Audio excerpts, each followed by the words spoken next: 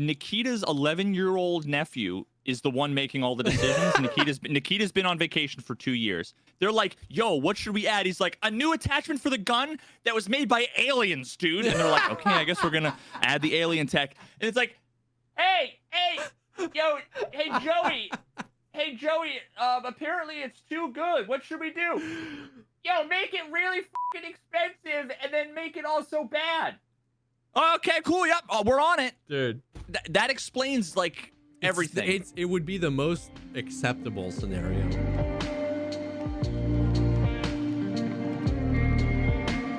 What's up, everyone? Welcome to the podcast, a show dedicated to talking about all the progress things in life, like music, content creation, and video games. I'm one of your co-hosts, Jesse Kazam. And pamplemousse is French for grapefruit. Yes. Pamplemousse. I don't know if that's how you pronounce it. Pamplemousse? Le pamplemousse. Le pamplemousse. Apparently that's the flavor of LaCroix that you're drinking. Yes. LaCroix. LaCroix?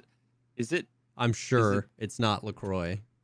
Yeah. Is LaCroix? I don't know. I don't drink seltzer. I think did we have this discussion before? Yeah.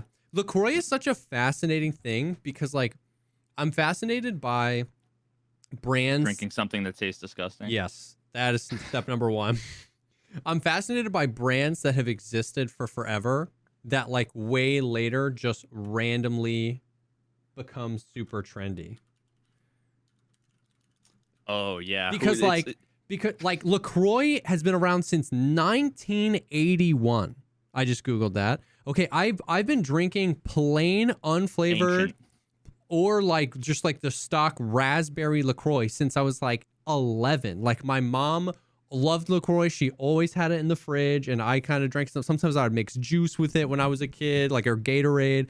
But it's so funny because, like, in the past, like, 5-8 years, it like became that they started sponsoring influencers and like people were drinking it, and then all the memes of, like, you know, fruit just got next to sparkling water, like, all, and which I find hilarious. But it's just so crazy because it's just been around, existing, doing its thing forever, and then it just like became super trendy. I didn't even know, like, I didn't know that it was trendy. Yeah. Which I think Big now time. is the moment in which I've recognized I am now old, right? Like, it's like, oh, I don't know what's trendy anymore. Yeah. The other part of it is I don't watch TV, although that might not explain this. So many things are like, people, have you been watching this? Have you been watching that? I'm like, I don't watch TV. Yeah. Like, who the has cable anymore under the age of 40? Yeah, I think actually when I went, a buddy of mine used to work at, he was like one of the execs or whatever at MeUndies. When I was out in California, I went and visited. Really? And he took me on. Yeah, really cool folks out there. Took me on a tour there and whatever. And I remember, like, people kept offering me LaCroix, and I kept having to be like, What? no. Yeah, no. Yeah. So, Well, things are weird. I do remember we talked about this because then we ended up talking about how Perrier is naturally bubbly and they separate the carbonation from the water and then reintroduce it later, which is my favorite fun fact. homeopathic bubbles or some Yeah. shit. But other Sounds than sus. LaCroix, how you doing, man?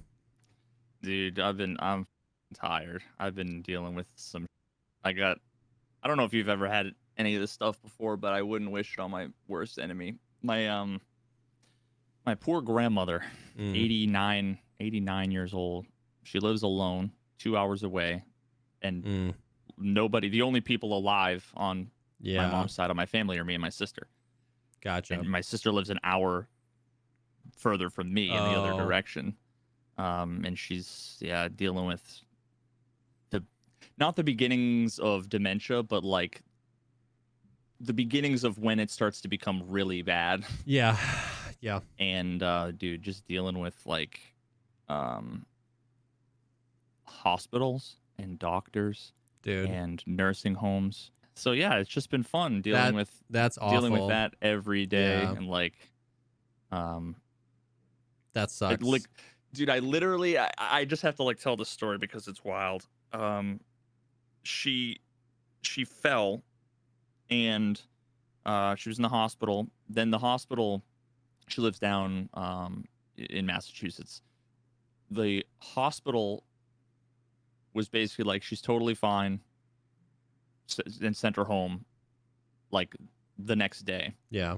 Now we knew that wasn't the case. Yeah.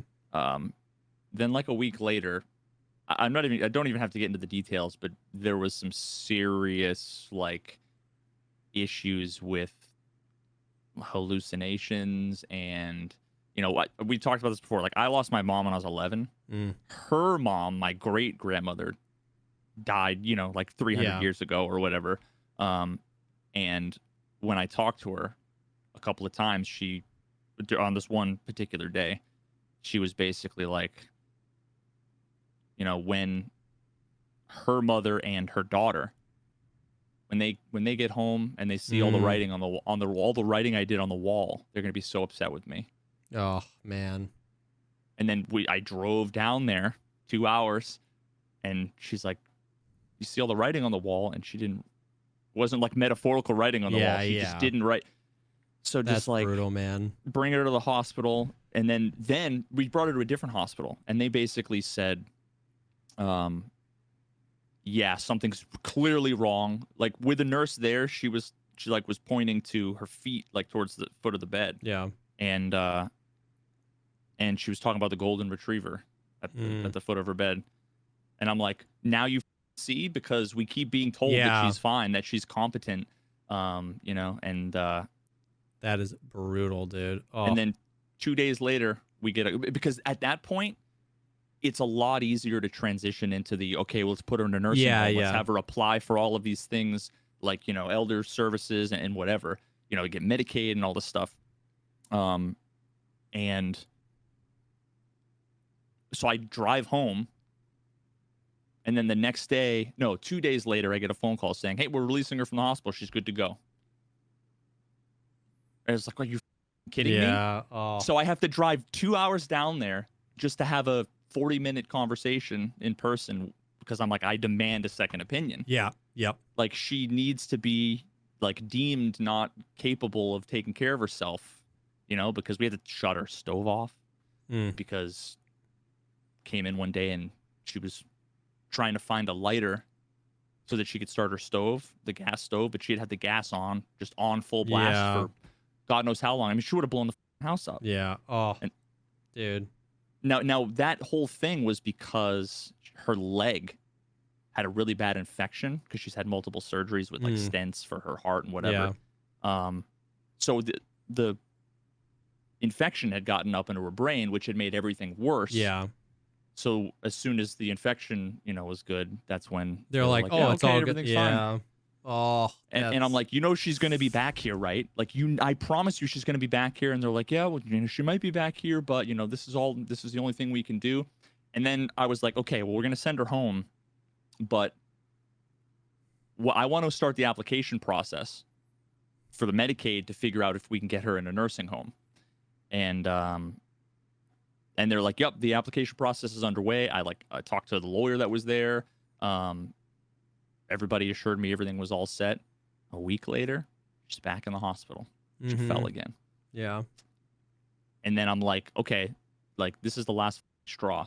I need an update on the application process. Oh, the application process was canceled when we released her from the hospital.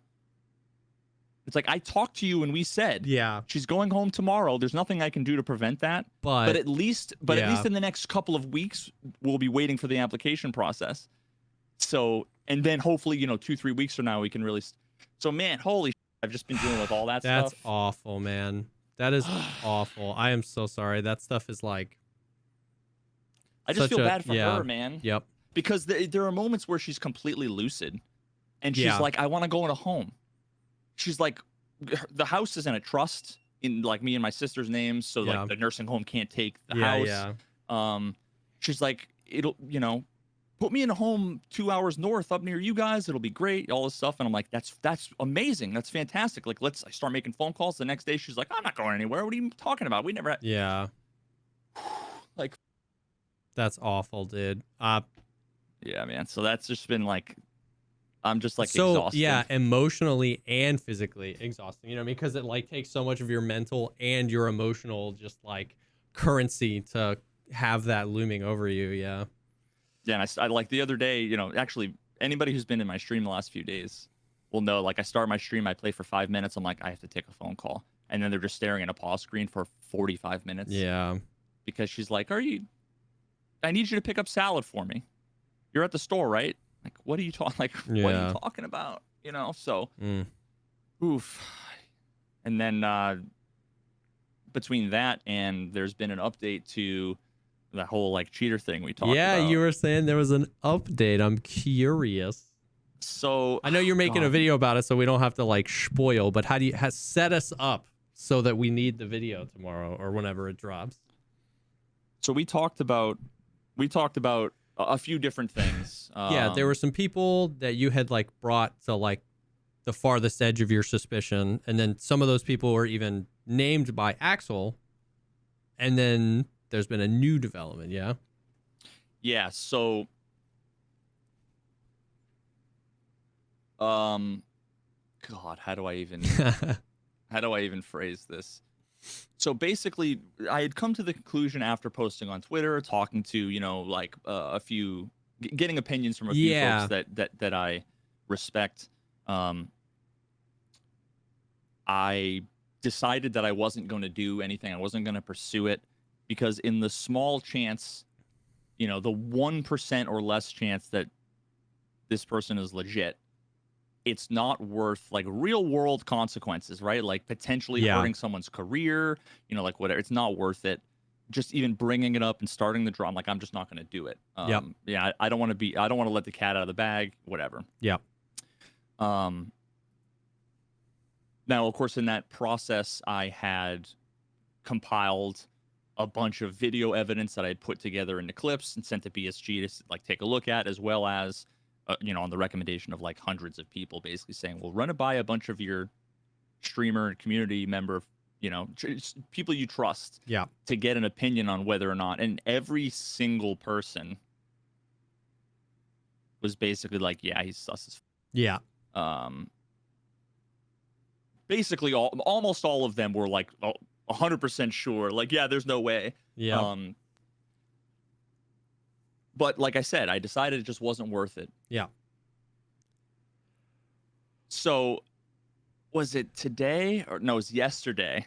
Tiggs, who's another Tarkov streamer, who was also one of the folks that I don't know if we talked about it last week. Was he in this? He was hanging out in chat last week. Yeah, we were talking. So after that conversation, I basically sent him the same set of clips. And he basically said like, yeah, man, I'm gonna say something. He's like, I'm not gonna mention you. I'm like, I can't tell people not to say anything. Yeah.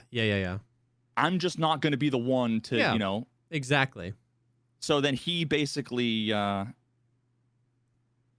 pulled up a bunch of the clips and straight up called the guy out, who's a Russian streamer, Russian partner streamer, who's been in a number of competitions. So this is a different person, or that's also been in competitions and also placed fairly well in them. Yeah.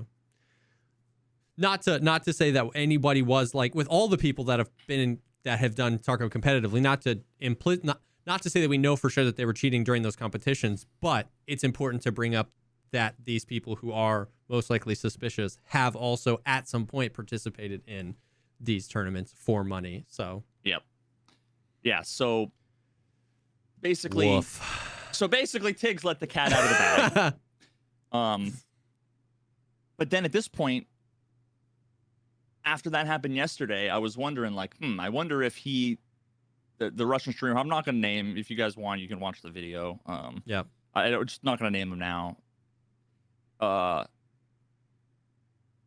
wanted to go into his stream today to see if he, had responded to it, because presumably whenever like that happens, there's tons of people, that are going to be spamming the chat, either saying, anybody that accuses you of cheating, or you're a cheater, right? Like it's always going to be on one side or the other. And during the whole process, he had watched a bunch of people were like linking VODs, his own VODs, and saying like, explain this. And all of the explanations were all like, oh, well, I heard this guy on wood over here. Yeah, I predicted that this guy was going to move here. It all had to do with knowing where people were, that kind of thing. Yeah. Or it was about recoil, basically saying he has no recoil. So people were kind of alluding to the whole no recoil cheat. The thing is that that's not actually what any of the suspicious For issues him, were. yeah, okay. Yeah. For this particular guy, it's all I can say is that it looks like, to me, completely non-human aim. Yeah. A lot of weird jittering and like weird stuff that doesn't quite make sense. That in the context of any gameplay I've ever seen in any game, it doesn't make any sense. If you think about normal human play. Yeah.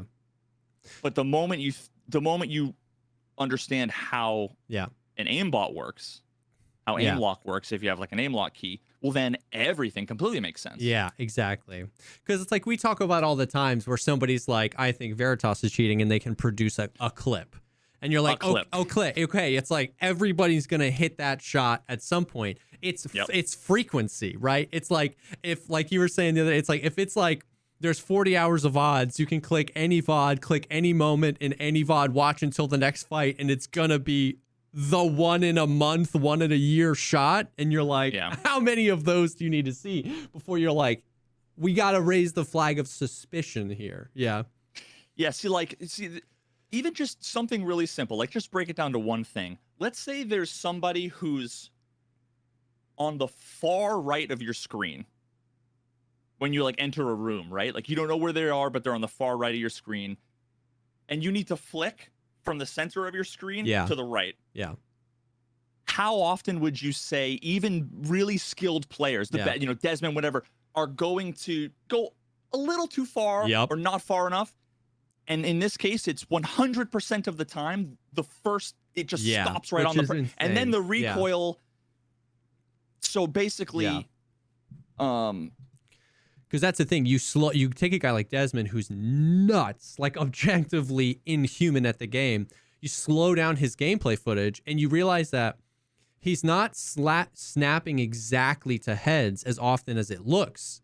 It's just if he overshoots, it's by so much less than I overshoot, and his ability to understand that and then course correct is faster than mine. So it's not like you can even slow down these guys' footage that are really, really good, and it's not like they're hitting pixel perfect head eyes, right? Like they're just the adjustments have to be are smaller because they're so good at the game, and that does look different than just like perfect. You know what I mean? Every time.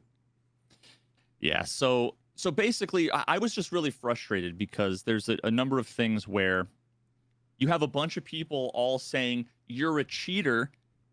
Here's a clip. Yeah. It's suspicious because of X, when X isn't the reason why it's suspicious. And then he's like defending himself saying, oh, well, everybody who has earphones heard the footsteps on the left. That's not why it's suspicious. That's not the problem. So it's almost like me explaining this now, I feel personally, whether he's innocent or guilty, is a win-win. Because if people are going to accuse you of cheating, because some people are going to just say, Dig said you're a cheater. Yeah. Right? If people are going to accuse you, then the accusations should be valid and or fair. Yeah. Because then and only then you're able to defend yourself. Exactly. Yep. You know what I mean? Yep. He doesn't need to sit and defend the things that aren't. Nobody ever said he had wall hacks. Nobody ever said he had an recoil cheat like the other, the German guy that Axel did the video about. So part of that is here's what's questionable. Yeah. And here's how you could completely defend yourself and do away with do away with any of the suspicions. So I saw all this happening. And I'm like, you know what? I'm just gonna I'm just going to comment. Now, most of the chat was in Russian. Yeah. But he speaks a little English. His moderators, a bunch of them speak English. Most of the stuff, all I saw, I was translating a bunch of stuff. It was mostly just like Veritas. And it was like, okay, Hello. is what it is. You know, like learn how to aim, learn how to control the recoil, like that has anything to do with it. And I was basically like, listen, man, just go into your hideout shooting range. And I want to see you just do some aim drills. Because if every single one of your 9 out of 10 of his flicks are Shroud's best flicks, yeah, then you could easily do it on pop-up metal targets. The thing is that aimbot isn't going to lock on to the metal targets. Yeah. If anything, it'd be easier in the hideout, you know? So, yeah. Because you know where the targets are. You know, and just do that on the metal targets. Even just a few times, you know. Well, he doesn't have the shooting range. So then he's like, what do you want me to do? And I'm like, try to explain, to create like a scenario where I'm like, okay, go into customs and then look at this sign, look at this sign, look at the, and because he kept just going into games, leaving the games, going into games, offline mode, online mode. And he's like, what do you want me to do? I'll do it. And I'm not going to be able to explain it with a language barrier. No way. Over chat. Like, yeah. So I basically said, build a damn hideout. Build the shooting range, and then we'll do it tomorrow. The problem is it takes 24 hours to do level 1, and then really what you'd want is like level 3 you know, hideout with the pop-up targets and stuff. But I said, well, how about a mouse cam? Just do a mouse cam for a raid. And he went in and instantly died to somebody I don't think he ever shot at. And then he went into another raid. And I was on my laptop in bed. Yeah. So I wasn't recording, and you can't like frame by frame on Twitch. It's really annoying. Yeah. And his camera was mirrored. Okay. You know, sometimes like cameras are so it looked like he was lefty, so he would, because one of the things that I would be interested in seeing is a really good example of one of the clips that was really sus to me, that makes no sense unless there's an aimbot, is he's in the fortress, second floor fortress, and turns the corner, and he thinks there's a guy like around he gets jump scared. Gotcha. By someone to his left. He turns full on like 90 degrees and starts spraying to the left, but the guy was like 30 degrees to his left. So here's what did I send you this clip at all? No. So what happens is he goes full here and goes bop bop, and then after the second bullet it goes right to the guy, and then it's bop back to the left, right to the guy, back to the left, and then perfectly on the guy, and he dies. But it's like, so that makes sense if you think the person's to your left and you get jump scared while you're moving your mouse to the left. The aimbot's like, go this way. Yeah. Go this way. Yeah. Go this way. Yeah. And he's fighting against it, which would also explain when he's shooting people, and if they're moving or he's moving, his aim is going like, but it's always like this. Because he's making adjustments you can't tell your brain to stop making, and then the aimbot's making adjustments, obviously doing what it's supposed to do. Yeah. Interesting. Now, but so there were a few moments where like there was some of that jitteriness, and what I need to do is I need to just record it, download it, and frame by frame and look to see, because if his hand moves smoothly in one direction, oh man. I can kind of cross-reference it. The problem is that his webcam also has a delay, so I need to take the camera, flip it, and then I might offset it, because what I want to do is I want to make it so that it's synchronized. You know what I mean? For sure. Because I was actually going through. I went to like Willers, Ghost Freak, and a bunch of other people, and I went through their top clips of all time. Yeah. And I wanted to look through. I'm like, I want to see some insane flicks. Yeah. Because I wanted to explain the difference between the like greatest flicks that are super lucky, that are like 1 in 1,000 that you and I have, but like rarely. Yeah. And then I also want to show the like super skilled above average flicks and aiming, and like what that looks like. Like here's what it looks like, and I got a bunch of clips. One was Willers, one is Ghost Freak. I get a few others where you can actually see their mouse hand, and you can see it. They're like adjusting and like flicking, and you can see their hand is doing all of the movements one for one. It's like thank you. You know what I mean? It's just so weird when you see like this guy, like the aim going left and right, and what you see is this while he's playing, and it's like I don't think his senses. Someone said his senses was super high. I thought that one of his mods said it was like 0.24, which is low at 800 DPI. It's like what I have. So it's a decent amount of movement. Yeah. He was doing this, but with the delay, it's hard to analyze. For sure.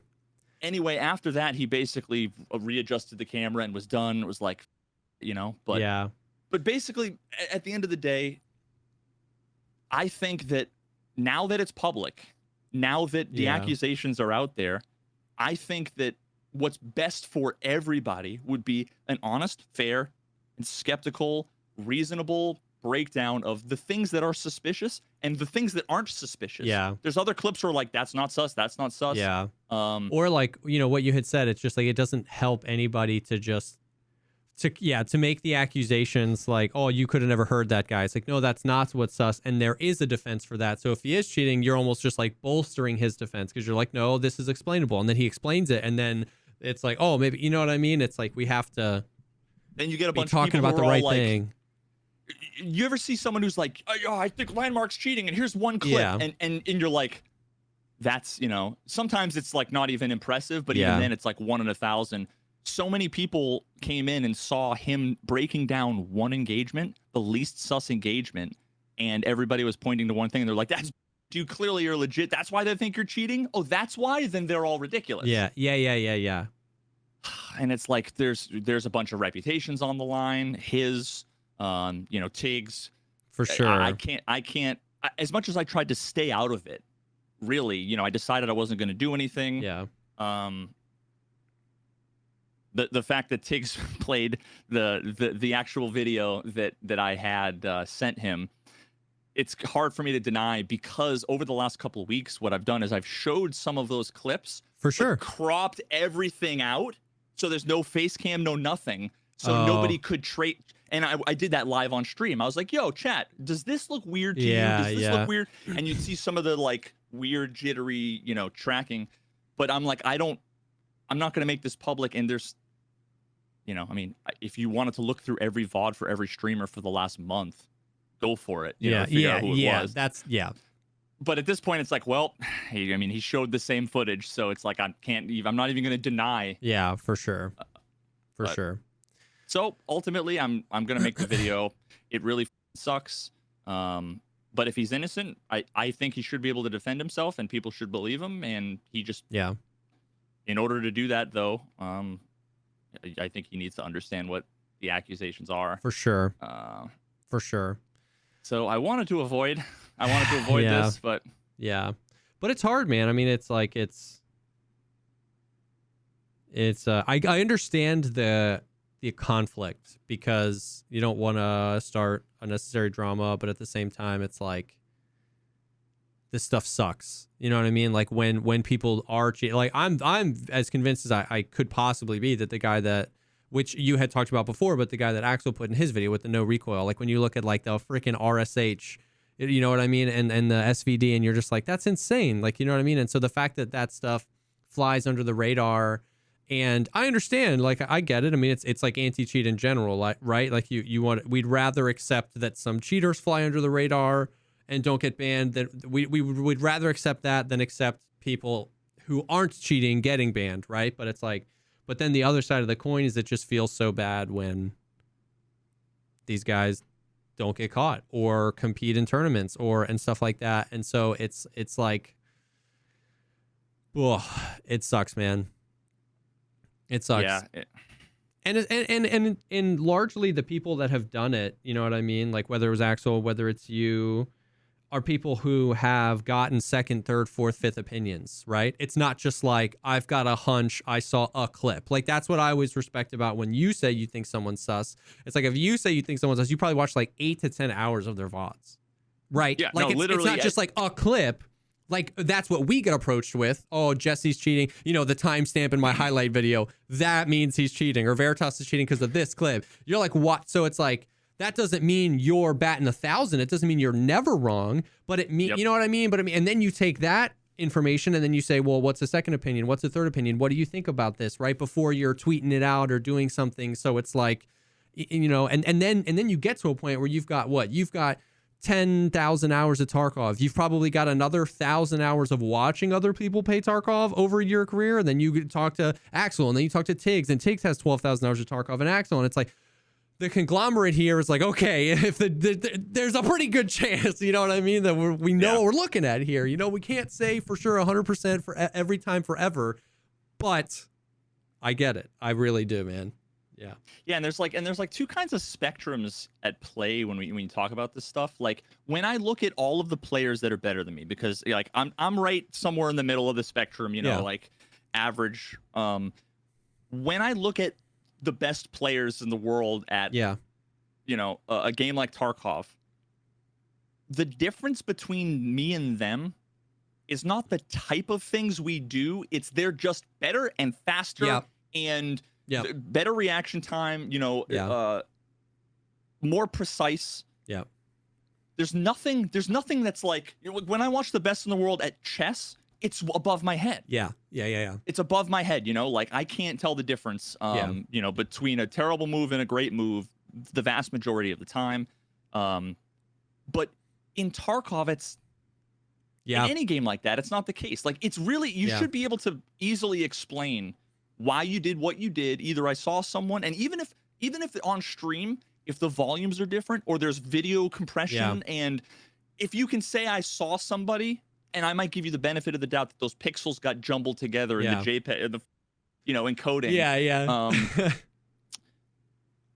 But it's but in the situations here, and then the one back in the day with that Tarkov Anatomy guy, and then other ones that I haven't farmed for content previously, where other people have admitted to cheating and no longer stream Tarkov anymore. All of the people that I've gone to and talked privately, they've all admitted it. So far I have 100% hit rate there. Because I mean, it takes balls to go to someone and be like, I don't think you're legit, right? Yeah, because for sure. Put your money where your mouth is. In all of those cases, you'd watch something and it wasn't like, wow, that was crazy skill. It was, why did any of that happen? What am I looking at? It's confusing. Right? It's not impressive. It's confusing. That's such a good point. That's such a good way to put it. When you watch Willers, when I watch Desmond, when you watch Landmark, so much of Tarkov's skill, not to negate, like they're nasty at aim, right? Like they got the flicks. But so much of being like truly good at Tarkov is how you handle being surprised. Because you never know. You never know if there's a fourth. You never know if there's a fifth. You never know if there's another guy. You never know if that nade blew him up. And that's such a thing missing from these guys that are so often so sus, is that they're like the guy that was running around with the underbarrel grenade launcher that killed me and Valiant. You go back and you watch it and you're like, he's never been surprised that there was a PMC there. He always just knows. And so like, that's a big part of being good at Tarkov. That's a big part of what makes the best the best. And then you add that with like really like a lot of skill and the ability to flick and stuff like that. And I think that's part of the X factor that makes these things stand out, is that, you know, like you watch Landmark and all the time, like he's got a bunch of sub alerts that are like him screaming where he's just like, oh, because like he doesn't see the third guy and he clicks the reload right in time and he hits the nasty point fire. And some subconscious part of your brain follows that thought process. You go, oh, he was surprised, and then he put himself in a good position and he had really good aim. So you're like, I can follow that. But when it's just like hours and hours and hours and hours of just like clicking heads and just like stone cold, it doesn't mean you have to react, but there's something there to just like, how does this guy just know where everybody is? He's never surprised by what's happening. Like, that's a big part of it. And in this respect too, there's actually one clip that it just stands out to me, because he does the whole kind of like sidestep tap, and he does it like 2 or 3 times, and he's missing the first couple, and then on the third one he goes sidestep tap, and it's kind of like from the front of like Crack House towards like the hole in wall. and there's a guy like against the wall in like the bush area, which is like impossible to see on stream, especially because it's just like, Yeah. and all of a sudden the third or fourth one goes pop, and you hear, oh, and the guy dies, and he goes, oh, and it's like the one time he does some crazy shit that looks legitimate, he's surprised. Yeah. Every other time he's like, yeah, and it's like dropped a 5-man, 3 times today, emotionless, yeah. kills one guy with a nasty flick, and all of a sudden it's the biggest thing that's happened to him. So I just sent a link. This will be in the video, but click that Google Drive link real quick. Okay. And then go to the end. It's 2 minutes. Where is it? 2 minutes and 19 seconds. Okay. Oh, is this this is the one I was talking about. Oh, yeah, dude.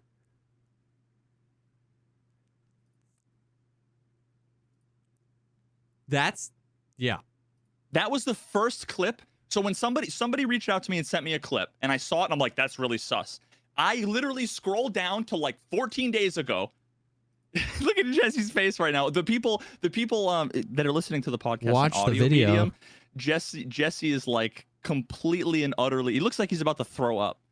It's just like, okay, I'm bad at Tarkov, so I do the real life version of that all the time. This is where Jesse can. Where you're like, this is where Jesse can put some authority down. I definitively suck at Tarkov, so I all the time get shot at, and my boomer brain cannot process what direction I'm getting shot from, and I frequently am just shaking my mouse violently trying to find where the guy is, and I fall over dead. That is the most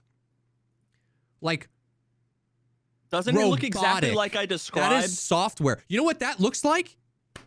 Bro? That looks like when I run BitBot and somebody donates for a 360 spin and I'm fighting it. If they do it in a fight, that's what happens. Because bro, do you have any clips of that? I can probably find it because I set BitBot up to do a 360 and mag dump to like try and accidentally team kill my enemy. But if I'm in a fight, somebody hits it, I'm like trying to fight it, and then I let go because I'm like, oh, they did the bits, and I like let the thing happen. But that's what that is. This is not normally. Yeah, dude. So it's like, and that's a 3-minute montage of every single kill in the first hour of one stream. Yeah. You'll have to watch that if you haven't seen it already. And every single one of them is just like the most jittery, robotic. There's actually another crazy clip too where like a dude, he's like down the stairs and a guy jumps over him and he's like, and it just snaps directly up. And it's like, man. And it's just stuff like that it's like, how the and he's been streaming for 2 years. Yeah. At least 2 years, like maybe 4 at this point, because I think there was something that he competed in like 2020. And it's like, I just, how does anybody see that in every kill and not say anything? It's so common with all the streamers that I've seen where everything they do is like inscrutable, just doesn't make any sense. Yeah. And nobody ever questions it. I've just come to the conclusion that people are really bad jujudges of what is legit and what's not. And of course, they're the first to gaslight you on like, oh, dude, he probably just heard somebody. Yeah, he heard somebody, which made him lock on to the guy's head who never saw. Damn. Well, peep that video coming soon. Yeah. Mm. Well, yeah, you'll have to watch that. I've got another one too, another 3-minute segment. And I could watch it all day long. Yeah. Because it's wild. Damn. But yeah, and the hardest part, I think, too, of the whole thing is the language barrier. Yeah. Like, it was really freaking hard because I wanted to reach out to him. I was talking to Axel behind the scenes. Yeah. Because him and Axel actually competed together. Yeah. Before, and Axel, they're both. Axel speaks Russian. I actually don't know if Axel is Russian or not. I'm not 100% sure. And I know he speaks Russian, but so I was trying to like have him be like an intermediary, but it gets a little awkward. But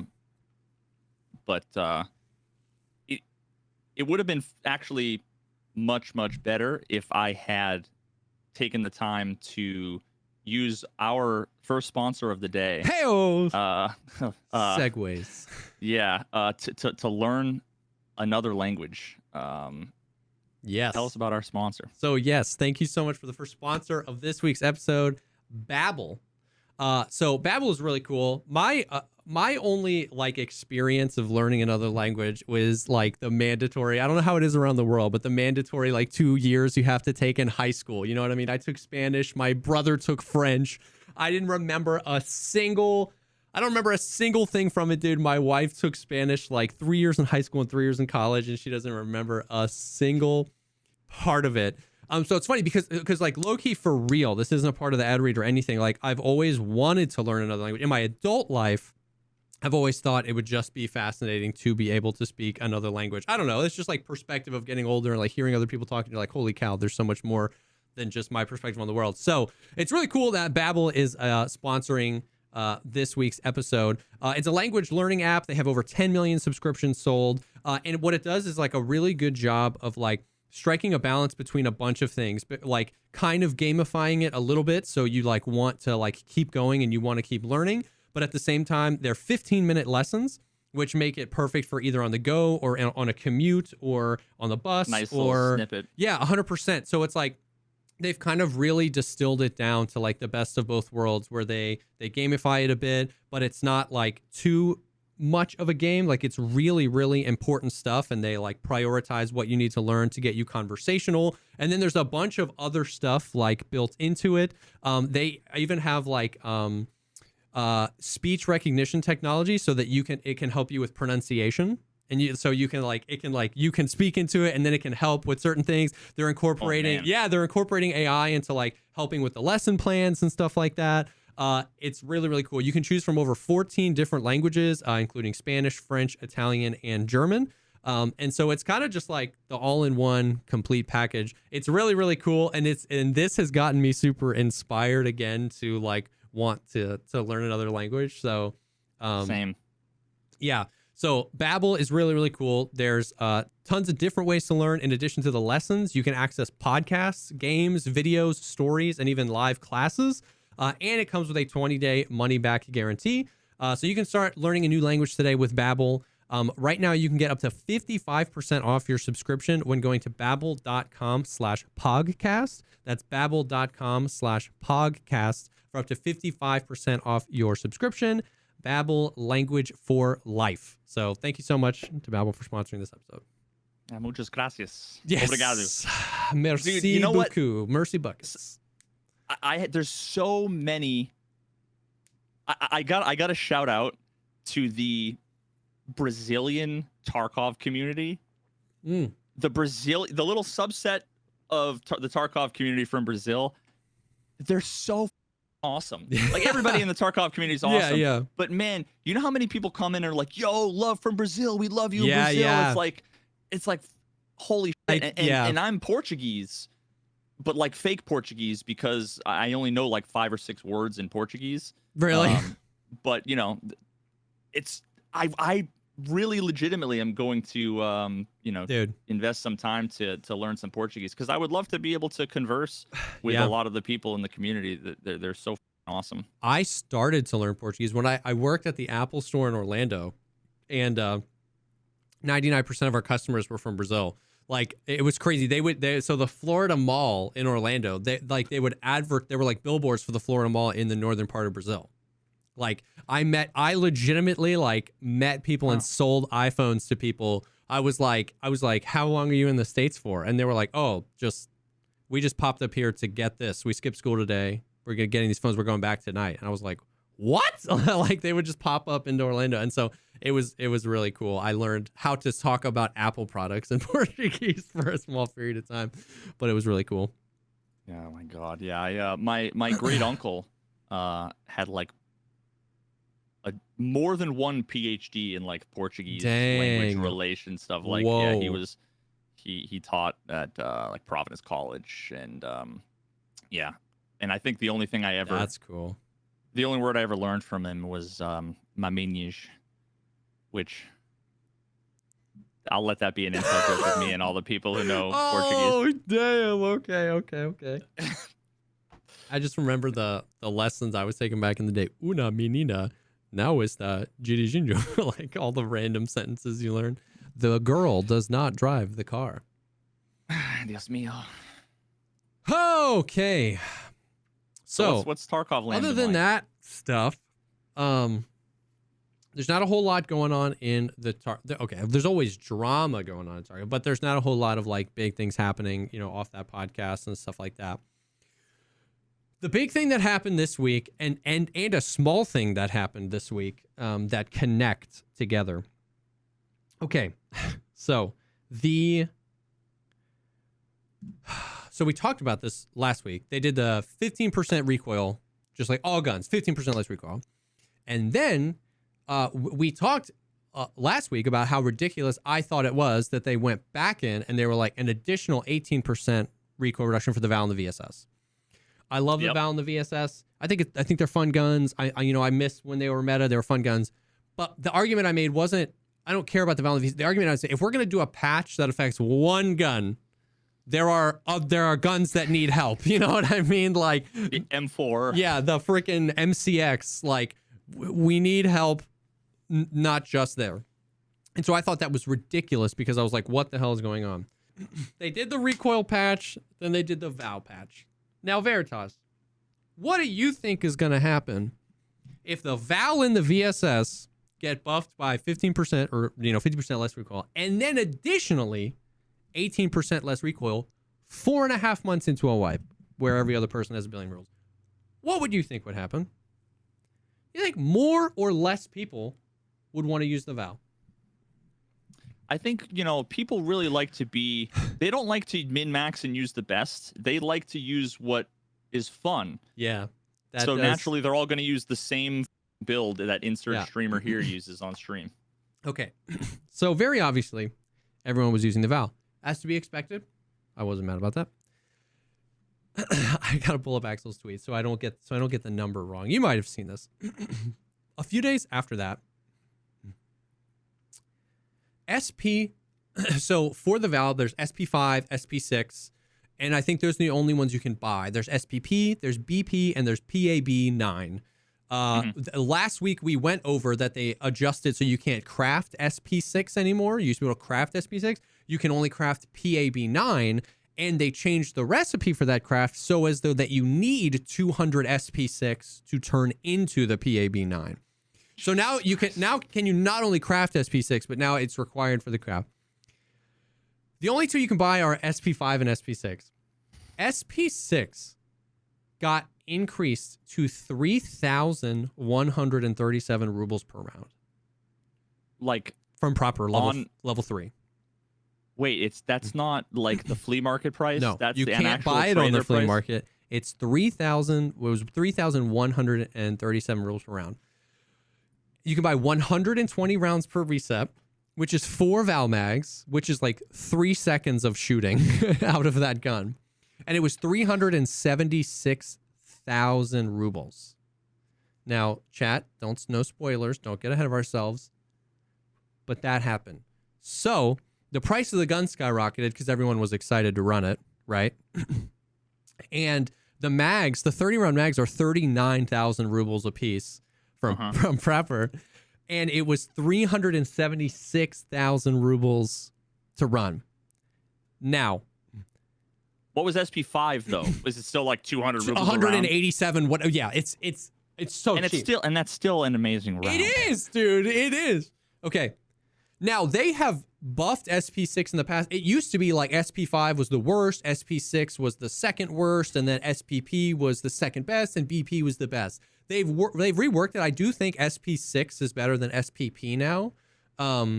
But it's just that gun is good, right? Like all the ammos out of that gun are good because that gun is good, so anyways, SPP 370. So immediately people started freaking out about a bunch of different stuff. I feel like so many people were just like missing, like a lot of people went to the whole, if you want nice things, they're going to be expensive. Like if you want to be a Giga Chad, like a lot of people were like money sink for somebody. I responded to Axel's tweet and I was like, why? And somebody was like, you streamers are too rich. You know, it's got to be a money sink. You got to spend your money somewhere. And then people were like, you want nice things, you're going to have to pay for them. And this logic breaks down on every single level, right? So there's the level of if you want powerful guns, you have to pay for them. No, Tiggs tweeted this out. KS-23 with Strap 10, 35,000 rubles. Okay? One click anything in the entire video game. AXMC Lapua, if you get it unlocked with FMJ, one taps almost anything at any range. You don't even have to hold 300 meters. That's about 400k. The VSS with 4 mags and the basic attachments like the thing, the flashlight, the mount, and optic, 4 mags and 120 rounds of PS was like 840k because it was like super expensive on the flea market, the Valorant VSS. So it's like that argument of like, well, if you want powerful things, you got to pay the premium. No, you don't. If you want this powerful thing, you have to pay the premium. Secondly, well, you guys are rich, so you deserve to pay extra. This is not at all addressing how people are getting rich, right? So it's like, it's not preventing people from getting rich at all. It's just saying, if you want to run this gun, you have to pay more. Mm-hmm. And the game is so unbalanced that it's not. The third thing is, well, it's a money sink for you guys. No, it's not. People are just not going to run that and go back to running the Mutant with BP or the MBR with M80 or M62 or M61. It's like, or the Meta HK.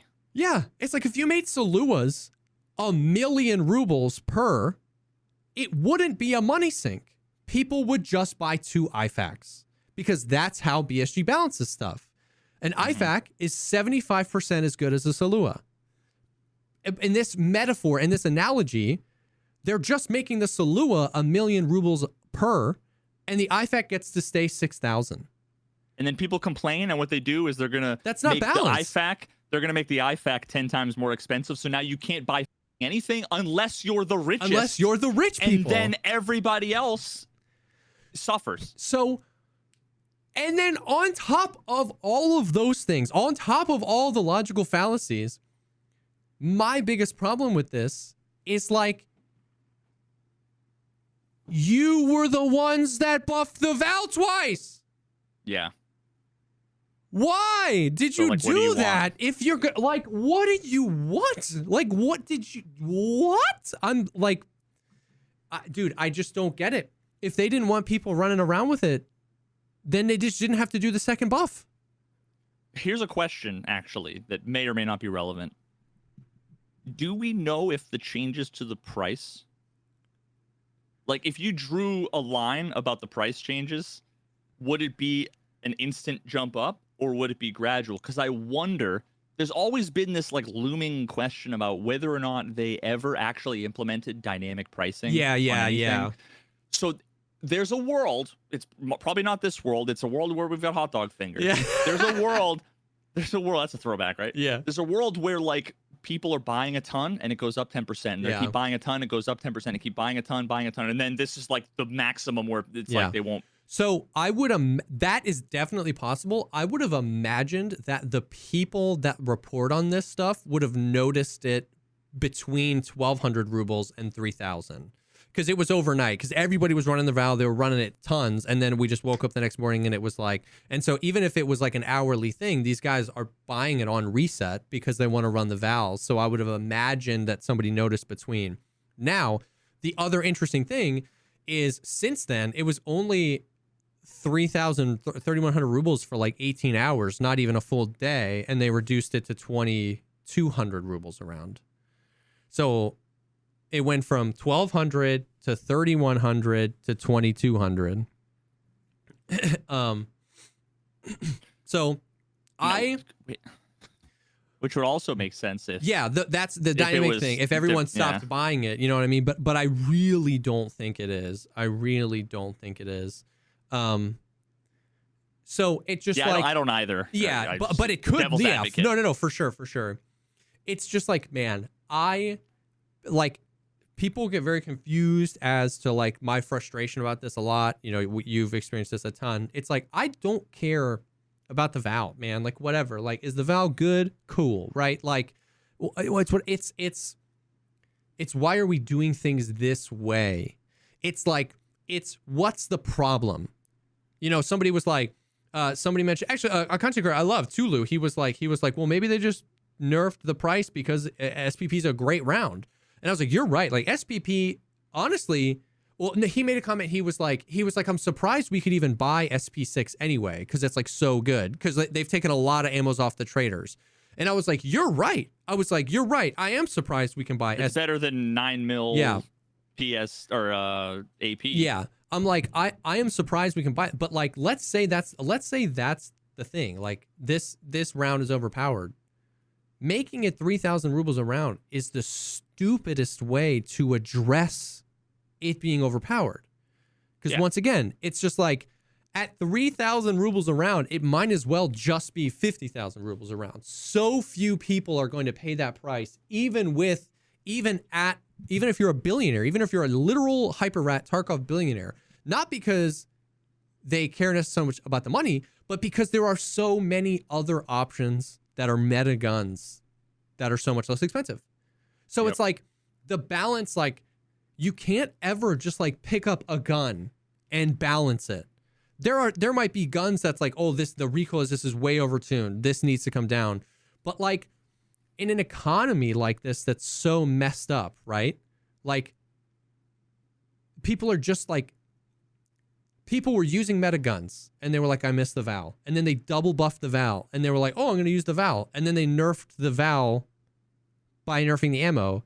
And nobody went, oh, well, I guess I'm just going to use a nerfed Val. Everyone just went back to running the stuff they were running before the Val buffs.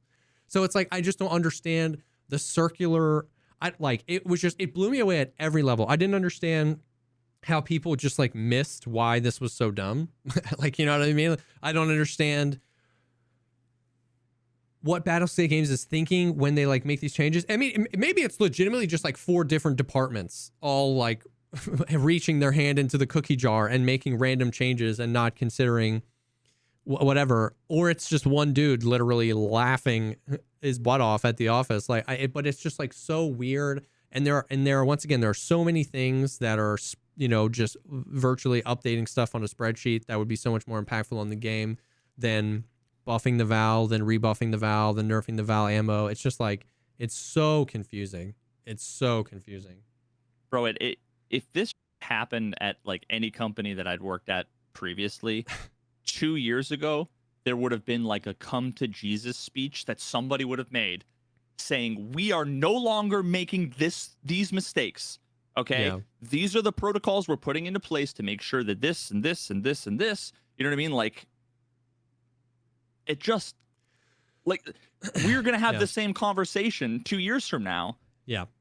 Because I had this conversation 2 years ago, and then I also had this conversation a year before that and a year before that. And it's like, at what point, which is kind of why I'm just so fucking apathetic. For sure. Because it's like, at what point are they going to learn? I don't know, man. But like, wake me up when that day comes. Yeah. Because I just don't give a anymore, you know? For sure. It's just so frustrating how nothing ever makes sense and how, you know, like... Yep. And it's like, yeah, they've just burned any of the like the change. These changes are so arbitrary that they like burn goodwill, right? Like when things are made like, okay, so reducing the recoil of all guns by 15%. A lot of people were like, this is dumb, whatever. And then a lot of people were like, yes, like I want no recoil guns. I want Call of Duty. And then there were a lot of people in the middle, like what we talked about on the podcast, where like my take on that was like, I still think recoil is busted and I'd rather them do it this way. But if they are doing it this way, if they are adjusting, like completely redesigning recoil, I'll take this 15% reduction in the meantime because it makes things better. So there are changes like that where it goes a little bit too far, a little bit too deep, a little bit too wide, but you can mentally go, well, if we're on our way to this journey, I can understand that. And so you might keep some of that goodwill. But this is just one of those things where you just like burn it. People just don't understand. It's not communicated by the devs. And so people, what happens in a void? People fill the void. And that's where you have everybody deciding they know why they did it. They did it because streamers are too rich. They did it because the Giga Chads are too powerful. They did it because you guys need a money sink. They did it because if you want good guns, you need to pay the premium price, right? Like, and they just fill it with all this garbage. And it's like you're giving like BSG too much credit. You're giving them the benefit of that. You're going to the cheater who's using aimbot and saying, "How'd you hear that guy?" You know what I mean? It's like you're not. No, you're going to the cheater who you think has aimbot and saying, "Oh, well, I heard him. You didn't hear him." Yeah, exactly. So it's he like seems legit to me. It's just like I don't. And I know that there's going to be like a non-zero amount of people who hear this and be like, dude, the Val ammo, like this one thing, it's not that big of a deal. You're making way too big of a deal out of it. It's indicative of a pattern. Exactly. It's indicative of a pattern and a lack of understanding of like how to balance things. You know what I mean? Like, it just shows it's a way of thinking. Yeah. That is arguably the biggest enemy to Tarkov. Yeah. Is this whole I'm going to fix everything with a hammer. And today the problem is I've got a missing pixel on my monitor. Well, fix the monitor, you know, like and they just didn't even give it a week, right? To just let it level out. It's mid-wipe. It's arguably end-wipe, bro. If you make a change to any gun, if you make the Glock 18C, the full-auto Glock, if some data miner tweeted out that the Glock 18C got a 20% recoil reduction, that gun would objectively still be horrible. And it would be all you see for 3 days. Mm-hmm. Because what the hell else are we supposed to do? Late wipe, right? Whatever.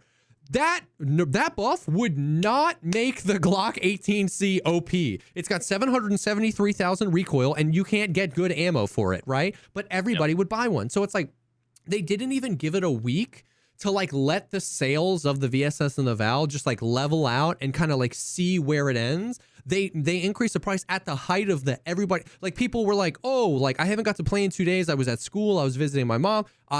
I heard the Val's good. And then they come sit down on the computer and it's 3,000 rubles around for SP6. Now, once again, you can definitely get away with SP5, but it was like you didn't even give it the time to like let it level out, see where it is, and then make these adjustments. And then the adjustments you made wasn't a micro adjustment to try and course correct. It was a macro adjustment. You literally 3x the price of the round. And it was just like, they don't know how to figure out. They don't know how to diagnose problems. They don't know how to fix problems. They don't know how to go about after they fix a problem or attempt to fix a problem to analyze and assess what the results of their changes are, to figure out good, bad, too much, too little, wrong thing, wrong direction, whatever. Yeah. None of that. They don't have any of the necessary. And this is like a bunch of people who can program that aren't game designers. Yeah. It's just what it feels like. You know? It feels like if you have a bunch of mechanics and in a boardroom with Henry Ford, and he's like, all right, here's a marker, design a car for me. And they're like, I'm not an artist or an engineer but all right, it's going to have this is the wheel and 26-inch rims. Yeah. And it's going to be, the rims that's not going to work with the wheel well. Well, then we'll make the wheel wells twice as big. Yeah. And then, then the tires aren't going to, okay, well, then we make the tires out of cardboard. And then 6 years later, you get this like bastardized thing. And every time something leaks, it's like, what the hell do we do? So they hit it with a hammer. Cover the cardboard in super glue, and then we're gonna duct tape the steering wheel to the turn signal because the problem is that the turn signal was a knife. Yeah. And so that kept cutting people, and they didn't like that. So we wrapped it in tape and then connected it to so that when you turn the wheel, it makes sense. Again, if you don't like it, it's a hardcore car. Yeah. And once again, like I really truly hate, it makes me uncomfortable to like assume that I know what's going on. It makes me uncomfortable to not to like go to my dying breath being like, but maybe there's this reason for it, but maybe there's that. And it's just like, I'm out. I'm depleted, right? It's just like, I can't. And I beg them to communicate more. I beg them to communicate these issues and why, like, or these changes and why. I you know what I mean? Like, it's the age old, like you say you don't want metas, and then you reinforce these metas, and the metas are still in the game because supposedly it's not worth balancing. We're just going to wait until the game comes out and then do a rebalance. But then you keep balancing the wrong way. And so it's like, I would literally respect them more if they hadn't changed a single thing about a gun or ammo in 2 years. Because if they were just like, we're just going to wait, we're sorry, I'd be like, okay, it's a decision. I disagree, but it's a decision. But it's like, we're not going to balance anything except for these things, and we're going to balance them wrong. But what about these things? Nah, well, we're going to wait. Then it's like, well, wait, what are we doing here? You don't like metas, but then you make things meta, and then you immediately nerf them out of the meta when other things that have been meta for 3 years are still meta, and certain things that have sucked for 3 years still suck. Why are we like, I just like, what is it? Are we waiting or are we balancing? Because if we're balancing in 10 minutes, I feel like we could make this 50% better by not doing what you just did, you know? So it's just like, I just don't understand like the process behind this and like when and why. And just like, dude, imagine the alternate universe where imagine sitting down in a room with folks at BSG, right? And just having a transparent conversation around like, yeah, Tony wanted to make this change and it was a typo. We up when we fixed it next day. Or we wanted to do this thing because we wanted to test out something and we got a result that we didn't expect, so we did this. Yep. Or we did this and it was for a stupid reason. Whoops, our bad. You know, like just something. Just imagine a world where like they have an explanation for any of the things they've ever done, good or bad. And it's just like either we made a mistake or if you don't like it, too bad, like anything. But instead, it's just there's a wall full of knobs and somebody at BSG puts on the blindfold and goes, and then patch notes print out automatically. and then there's a bunch of wires plugged into fax machines and servers, and they're like, oh, I'm gonna cut this thing with the scissors and unplug and then change the thing, and then how's the game? Is it bad? You guys don't like it? Oh, well, you know, actually, I'm looking at it and I kind of like it. I don't know what I did over here or what kind of effects it has, and I'm not going to watch your video that you put 3 months into explaining it. I kind of like it. But then we might revisit later. And then, don't worry about it. Yeah, and then they ultimately 24 hours later revert the change, but only halfway. And it's just like, oh, you don't like it? Yeah. There you go. And it's just like, I don't. Man, it's like, and that's what I love. I know I always bring up Star Citizen, but like they lean into the fact that it's like at least they're self-aware that their game is a mess. And so they'll say stuff like that. They'll be like, we tried this and we were really wrong. Sorry, it's going to be 4 weeks before you can access your account. And on some level it sucks, but you're like, at least they said it, right? At least they're aware their game is a mess. But it's just like a walled garden. We don't know why they make these changes. We don't know. There isn't like we were trying to do this, or like we saw this and we wanted to see this. There isn't any of that. It's just like, it's like they want to keep up the facade that their game is like almost AAA, so they don't say anything. But we're all like, what the hell? You know what I mean? And there's just no explanation.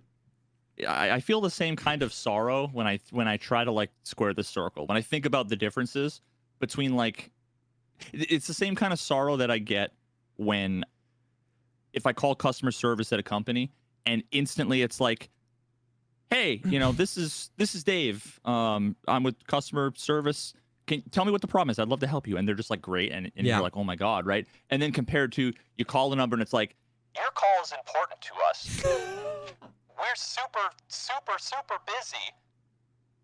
We're going to get to your call as soon as we can. Man, you are, God, we're so invested in your problem. Unfortunately, all of our consultants are on the phone right now. You should just unplug it and plug it back in and call back later. Bro, Click. why is that so good? Why was that so good? It's that same thing where it's like, is there a human on the other side of this or not? You know, Yeah. like it just, like you said, it just there's no transparency. It's a concrete wall, and you open up the little thing and you get, oh God, never mind. Not another metaphor. I was picturing when you're in prison and all you have is that little like mail slot where it's like your food comes through.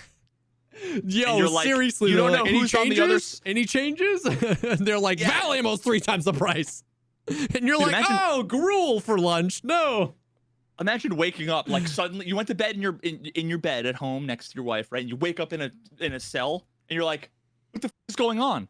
Like, hey, someone let me out. And you're just in a 2x6 whatever with a toilet and there's just a door, there's no windows, and you're like, what the hell? And then twice a day, the little flap comes out and your tray full of like applesauce and like nutrient cubes comes through, and you're like trying to look through the hole, like, are you aliens?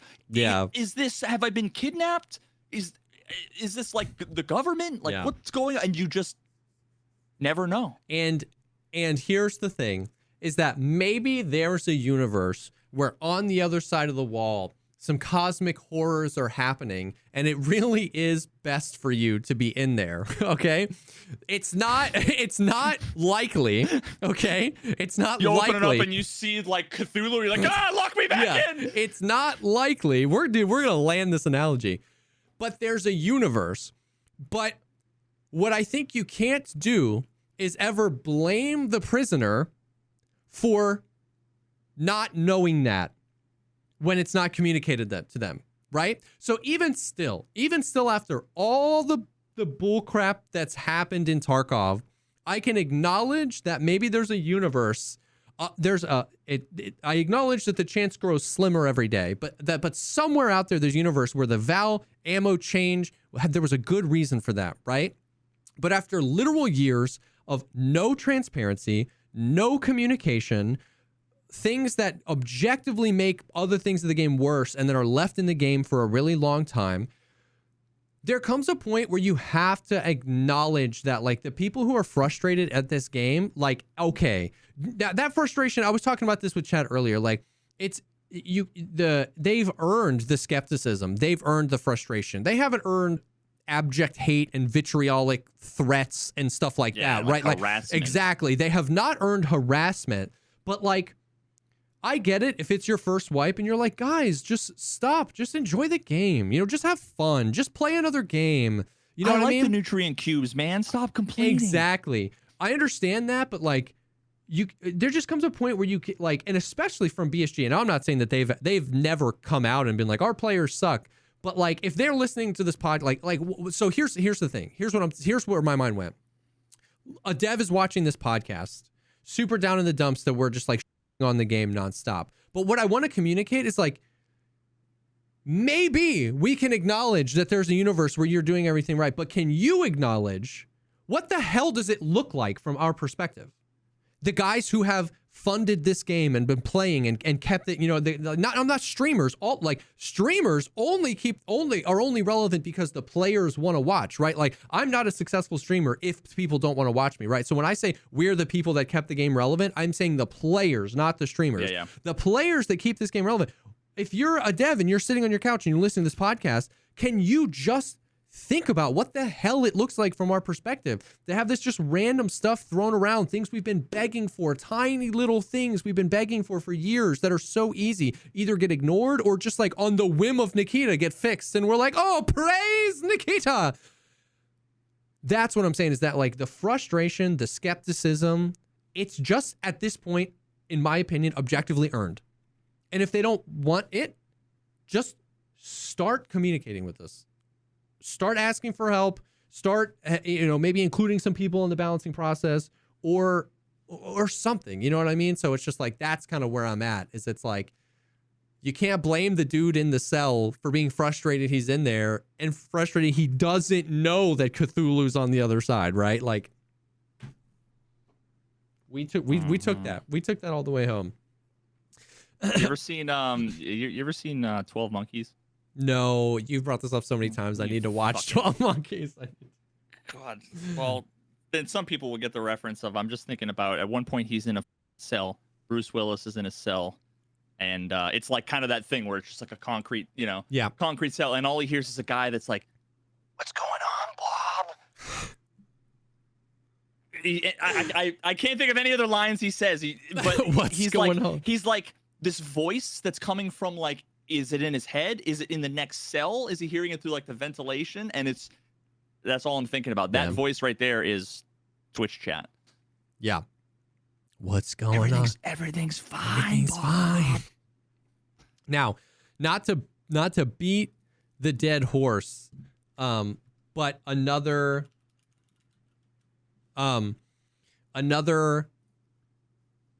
just like basically another example of this, right? Okay. Did you know? Okay, wait. Okay, you haven't been playing Tarkov, so you wouldn't know this. I didn't know. I play Tarkov every day. They added a new muzzle brake for the M4s silently. Because the M4 needed a new one? Yeah. I don't know why, but they did. But people started noticing. I saw a Gigabeef video. Shout out Gigabeef. Homie's got amazing content. I saw in his video. So, like, you know how the jailbreak, like for a long time, the meta M4 was the jailbreak with the compensator underneath it. Like the jailbreak and the bullet tech compensator. Now, the bugged M4 was the jailbreak and the suppressor, and that was the like 19 recoil broken M4, right? So they added a new compensator, and that compensator fits under the jailbreak and would have been the new meta. It would bring a meta M4 down to 20 vertical recoil. Now, I've always thought it was interesting that, like, the M4 was a gun that almost nobody ever used the meta version because the muzzle flash was so like the meta M4 never really truly was the meta M4. People were using the meta suppressed M4 because the muzzle flash on the jailbreak was crazy, but the recoil was lower, right? So this would have been the new meta. I forget what it's called. It's called the AR-15 Alien Tech. Okay, so then Gigabeef does a video about it. Maybe some other people do as well. It's found in raid only, so this is important. It's the best in slot, and it's found in raid only, right? You can't just buy, but you can buy it on the flea market. So they were 170,000 rubles on the flea market. I know, it was like they were halfway there. For like -1. They were additional. halfway there, bro. They're halfway there. Anyways, so he posted his video 1 day ago, maybe 2 days ago. Sometimes the tweet thing is 2 days ago. 3 hours ago, Gigabeef posted, the Alien Tech muzzle has been nerfed into oblivion from -19% of recoil to -11. It is now much worse than the Bullet Tech, despite being found in raid only, the Bullet Tech you can buy from traders, and effectively now a carbon copy stats of the Blitz compensator, which is never used. Mm-hmm. Like, just at every step of the process, I have questions. Why? Why did the M4 need a new muzzle brake? Why did you allow it on the flea market if it's going to be found in raid? Why did you make it the best? And then why did you nerf it into oblivion? Not to tie with the best in slot so that maybe there'd be variety in the best in slot. You nerfed it down to the 4th best in slot, which is nothing. It's nothingness. There's a pit of nothingness. You can't name me a single compensator for the M4 other than the Bullet Tech and the ones you need to adapt suppressors, because nobody uses them. So did we need a 19 vertical recoil M4? No. Did we need another 4th best compensator? Also no. So what the hell? Like, I think I know. I have a theory. What? Nikita's 11-year-old nephew is the one making all the decisions. Nikita's been on vacation for 2 years. They're like, yo, what should we add? He's like, a new attachment for the gun that was made by aliens, dude. And they're like, okay, I guess we're gonna add the alien tech. And it's like, hey, yo, hey, Joey, Hey Joey, apparently it's too good. What should we do? Yo, make it really expensive and then make it also bad. Okay, cool. Yep, we're on it, dude. That explains like everything. It would be the most acceptable scenario, honestly. So that was just like for the people who are like, just stop harping on the Val. Once again, like you said earlier, it's a pattern of behavior. Somebody might look at this and be like, come on, dude, it doesn't matter. It's an irrelevant attachment now. And I go, exactly. Exactly. Like everything is either the best or irrelevant, right? Like there were so many different ways they could have gone with this, where it could have been the second best, maybe better on Ergo and purchasable from traders. It could have been the best Ergo and best, but only found in raid, not sellable on the flea market. There was like 4 different ways they could have done this so that like it still would have almost never been used, but it would have been like, oh, I can see where this is going. If more guns and more attachments go like this could actually be fun. But it just like everything in the game is either the best or completely irrelevant, dude. And it's just like, why are we adding compensators to the game in a nothing burger patch? Like, I don't have any reason to believe that literally any other thing came into the game with that patch than this compensator that was nerfed 18 hours later. I mean, and honestly, and then the other part of it is like, how did you not know it was the best? Did nobody at the office build a meta M4 with this thing? Like, did nobody at the office build a meta M4 with this thing? Say, that has 19 vertical recoil, take it into the hideout and go, before we ship it, maybe we should nerf this a little bit. Nope. I mean, like, dude, here's what I would have done, and here's the solution to the problem for the next year. It should have been for the last 4 years, but here's what I would do. You want to add anything new, make everything identical. Yeah.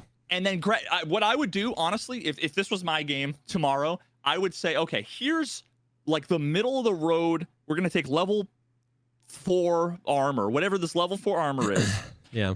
And helmet. And I'm going to balance it such that this bullet will kill to the thorax in 3 bullets or 5 bullets to the thorax, and then balance all of the bullets around like the average fire rate of the gun. Just make everything identical. Like standardize it. Yeah, basically. Yeah, for now, until you like figure it out. Because until you have an economy where prices matter and they're relevant and they're dynamic, where the supply and demand of the things in raid is important and makes sense, until you have actually fully designed like all of the movement and animations and weapon handling, the recoil, the sway, you've done ergonomics, you've balanced all the movement, until you've done everything, all of the balancing is irrelevant. So just make it so that every single thing is viable and fun, even if it's not realistic.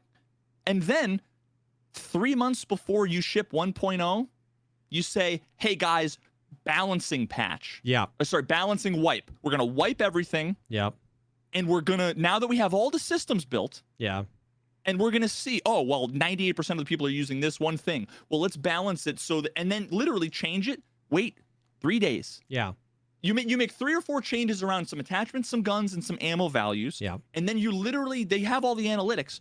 Watch the thing that gets used 90% and the thing that gets used 10% start to do this and this and this until it's wherever. It doesn't all have to be in the middle. But wherever the ending thing is, where you want most people to use like a half modded AK. Well, then you need to balance all of that, but do it later. Don't do any of it now, because everything they do now, think about the thousands and thousands and thousands of human hours lost, just development time at BSG, discussing and making all of these changes that are all ephemeral. They're all disposable. Just make it so that you can use every gun, every whatever, and then we can, so that we can actually enjoy the game a little bit more while you build it and break and then adjust it later when it makes sense, because there's no point in doing it now. Yep. Yeah, I don't know. So ultimately, like, there's some other stuff we can go over, but like the VSS thing drove me close to insanity. And then the M4 thing, just like I just realized very few people know that part exists or that it got nerfed because it just kind of flew under the radar. And because everyone's using valves because, you know, M4s or whatever. But like, I have been losing my mind over, just the principle of it and how few people are willing to like think that far into it, you know what I mean? And just like I keep being told, you know, it's XYZ, you know, I keep being told it's just because I'm a streamer, it's just because I'm rich, it's just because I'm this, that, and the other that I'm mad about this or whatever. And it's like, and it's been driving me, it's been very frustrating. Hell, I'm poor, I'm average, and I'm barely a streamer, and I agree. So does that make you? Yes. Dog, listen. If you're feeling down and out about all this stuff, you know what I'd recommend? I'd recommend that you maybe look into the second sponsor of today's podcast, the largest online therapy platform. Yeah. BetterHelp. BetterHelp is a fantastic platform that we've had as a sponsor, one of our longest sponsors. Yeah. And honestly, it's been like, nope, not a sales tactic. One of the most integral parts of my life these days is the hour that I get to just like sit down and talk about stuff. Sometimes it's been about streaming. Sometimes it's been about real life stuff. Sometimes it's been about mistakes I made recently, you know, wrongs I've done to people and felt guilty about, you know, like all these little things. BetterHelp is like super accessible, super affordable, super convenient, and can literally change your life. For sure. Mental health is just something that has been more and more, and it's a good thing that it's been kind of brought to the forefront because for sure. There's just so much that we all have to deal with, and so many of our problems can be not necessarily solved, but improved and work our way towards that by just talking to somebody. Yeah.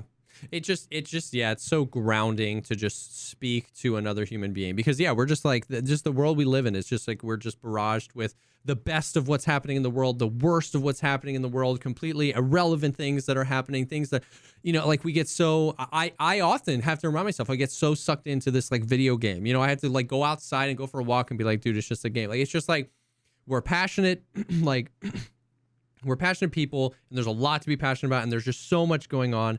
And so, I mean, we always make the joke, and we always make the transition that Tarkov is driving us insane. But like, seriously, therapy, talking with somebody on a platform like BetterHelp can help you if you are depressed, if you're anxious, if you really, really need help, but also we talk about all the time, preventative to help you if you're just struggling to figure out how to like parse your way through the world. If you just need somebody to speak to, we say this every time, and we can't say enough how like tremendously valuable it can be to just have somebody on your team to listen, to learn about yourself. And like you said, the platform is awesome. It brings it all to the internet, and it cuts out all of the worst parts of this process, the like figuring out who's going to be a right fit for you. Do you have to call and get an assistant? You know, how much are they going to be? How much are they going to be? How much are they going to be? And it just streamlines everything and really like prioritizes you getting somebody that you feel comfortable with as easily as possible, and then letting that relationship form. So, awesome stuff. Yeah. I think the last thing I want to say on that is the only thing that I get more often than people coming in and being like, yo, I love the podcast. You know, I really enjoy it every week. You know, the second most common thing, I get people that come in and actually say, hey man, I use BetterHelp, and I'm actually like my life is on the way to being what I want it to be. And that's honestly, that is I'll say that's the best kind of message, that whether it's a sponsor that we've had like BetterHelp, or whether it's any of the content we make, actually just like making people's lives better. Yep. I mean, that's all, like, that's the most important thing. So basically, check out betterhelp.com/podcast. That's betterhelp.com/podcast. And get, let me just double check, make sure I don't get this wrong. 10% off your first month. Yep. You won't regret it. Seriously, you won't. So thank you again, BetterHelp, for sponsoring this episode. Back to Tarkov stuff. Yo, in the middle of that ad, my chat window goes white, and then How does it 3/4 of the way know? through, my activity feed goes white. How does it know, brother? I don't. I can't deal with any of this stuff. And you know what? These are the kinds of issues that take weeks to try to diagnose, Yeah. to debug, and I got to look through all these forum threads and whatever. I lose full days to this, Yep. and it's like, already got the pressure of streaming. You know, Yep. we're needing to the pressure of like, I got to stream. I'm late. You know, got to Yep. get. I want to. And then all of a sudden, oh, I need to get this video out, and all these people are talking about it. And now I got to rush and do that thing to then. Bro. Real life stuff, people calling and saying, Yep. hey, hospital visits, and we got all this important shit, and you got to do this and got to do that. And it's like, Bro. what ends up happening is I get OBS crashing every week during Yeah. the Yeah. podcast because I Dude. just don't have time to, Bro. like try to diagnose it. Yep. Yeah. I mean, that's somebody I should talk to somebody about. but like, yeah, you live your life. Like if you're a cup, you know, I don't know, there's a scientific term for it where like you can pour water into a cup even if it's full and the water goes above the edge of the cup a little bit, but doesn't spill out. You know what I mean? Have you seen that? Tension. Yeah. Surface tension, whatever. Surface tension.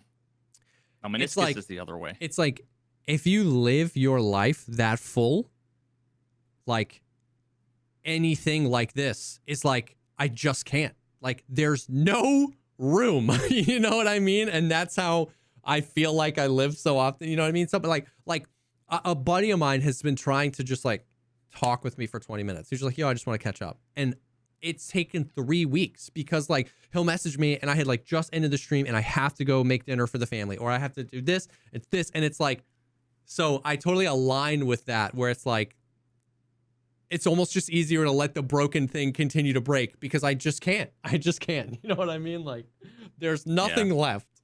Yeah. Mm-hmm. So back to Tarkov stuff.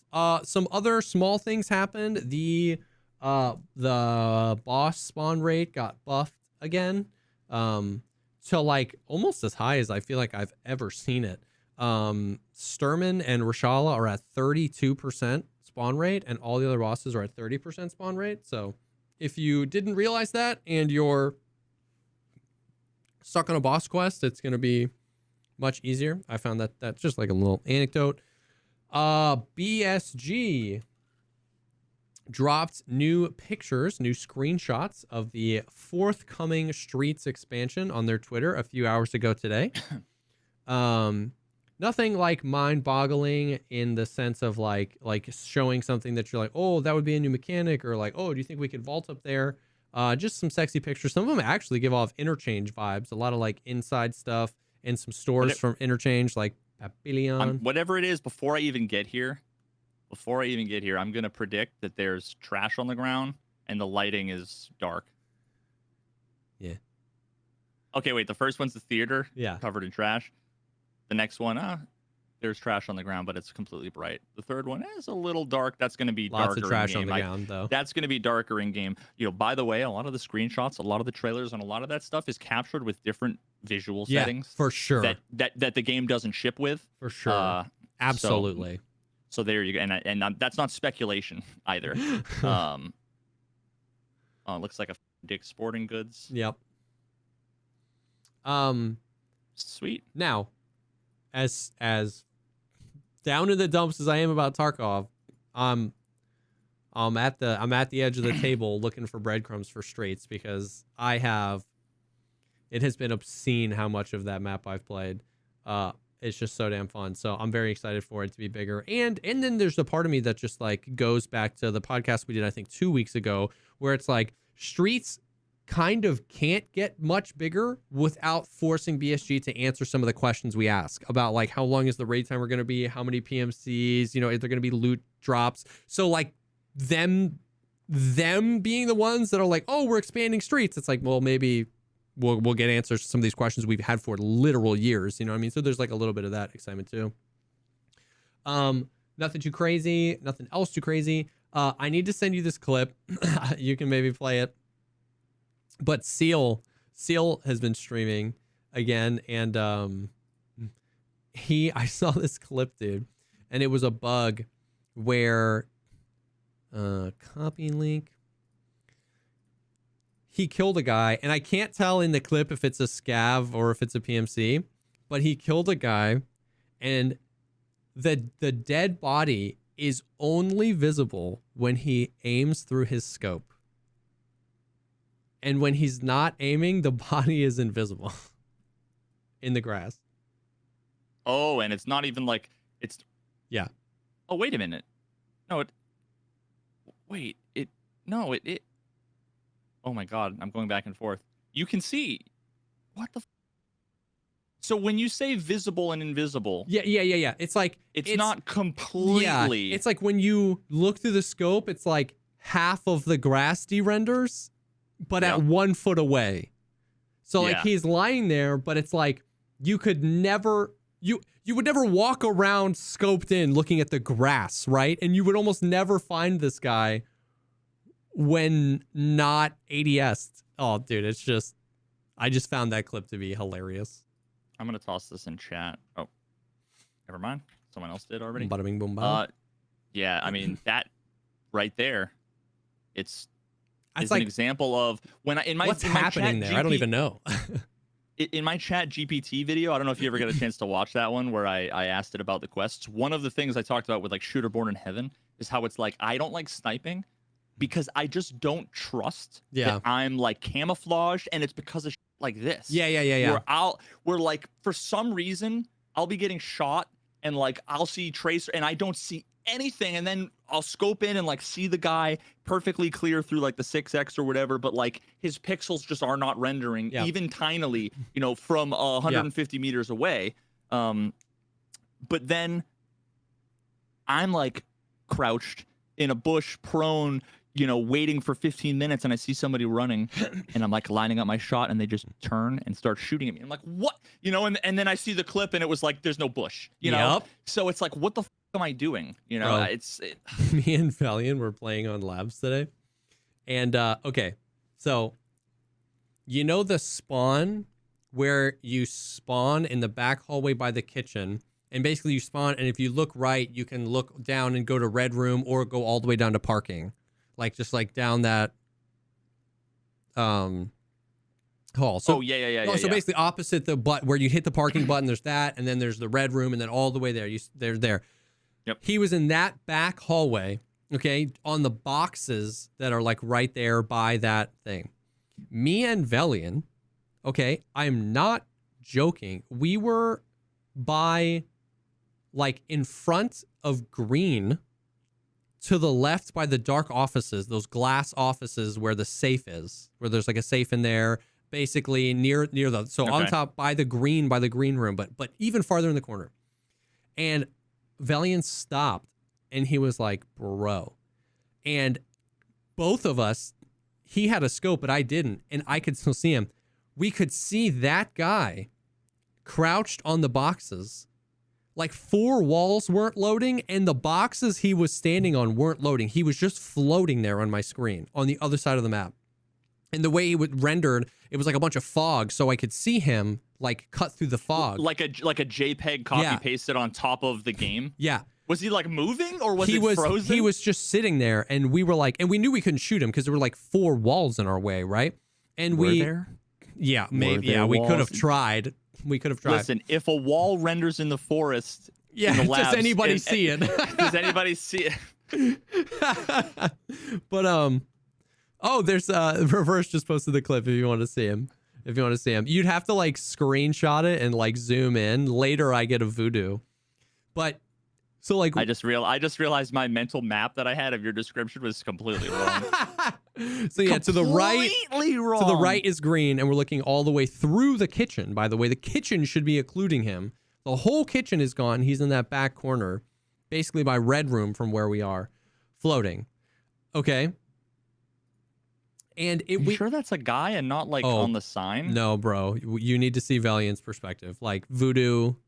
So the guy, and it was funny because we had just talked about how like labs has become just like people hiding in corners waiting.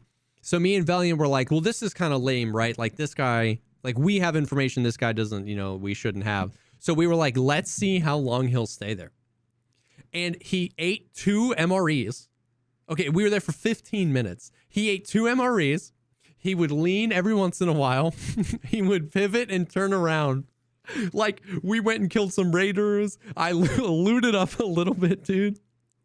He's a literal NPC, dude. And he was just sitting there. Raiders spawned over there. He killed some raiders from up on the box. And he was there for actual NPC. Forever, dude. Forever. And we ended up like going like a really weird way because we killed some raiders, and then we went up behind and he wasn't there, and we saw the raiders he had killed, so we were like, okay. So then we went back to parking. I heard something. I turned around and he was going back. I saw him go back towards that spot. So we pinched him and I killed him. He was level 28. Oh yeah, there it is with the voodoo. That clip.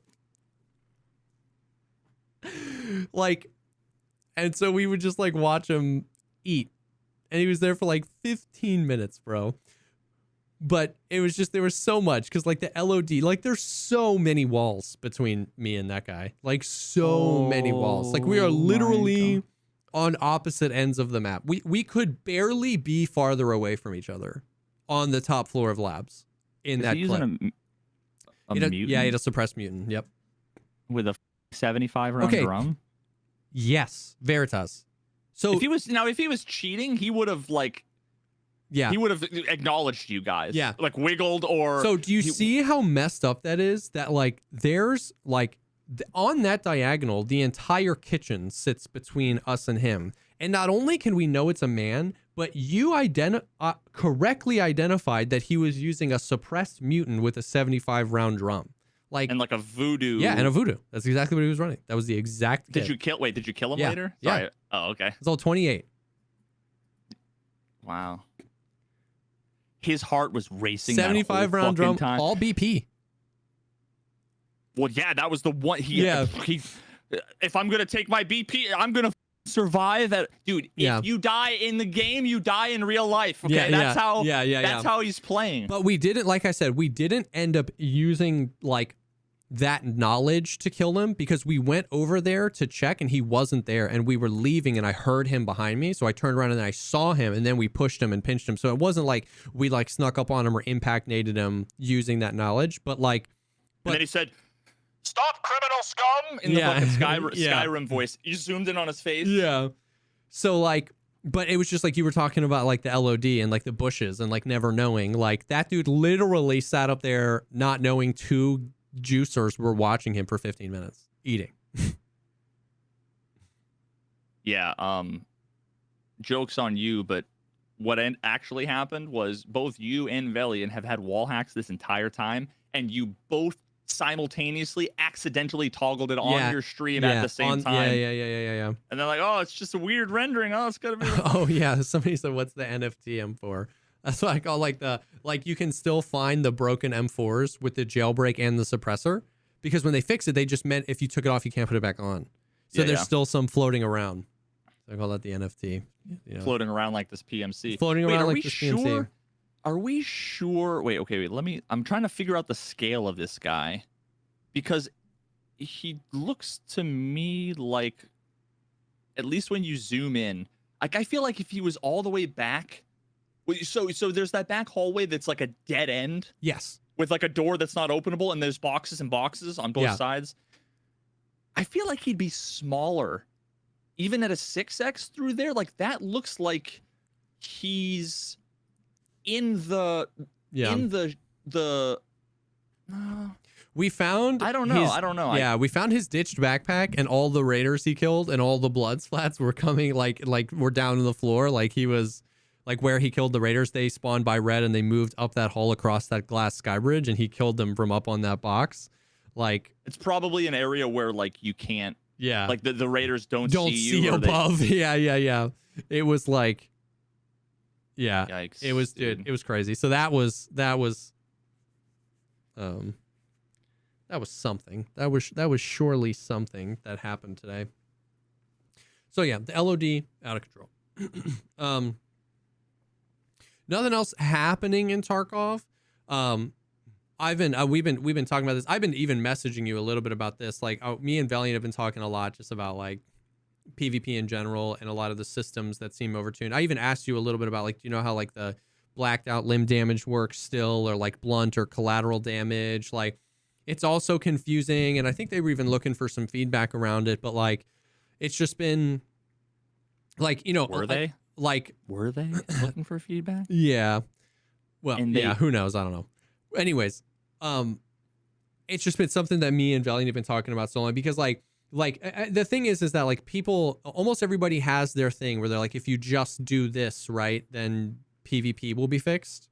You know what I mean? Like, just do this, just, you know, get rid of inertia, just do this. And it's like, the thing is, it's everything. It's all the things together. You know what I mean? Like, I can send you a clip. I sent it to them, and I had a slick and like a ULAC or a Bastion or something, and I was on streets, and Sheaf killed a dude, and I was wrapping around Concordia, and there was a guy in a bush with an SR2, the new SMG, and he killed me.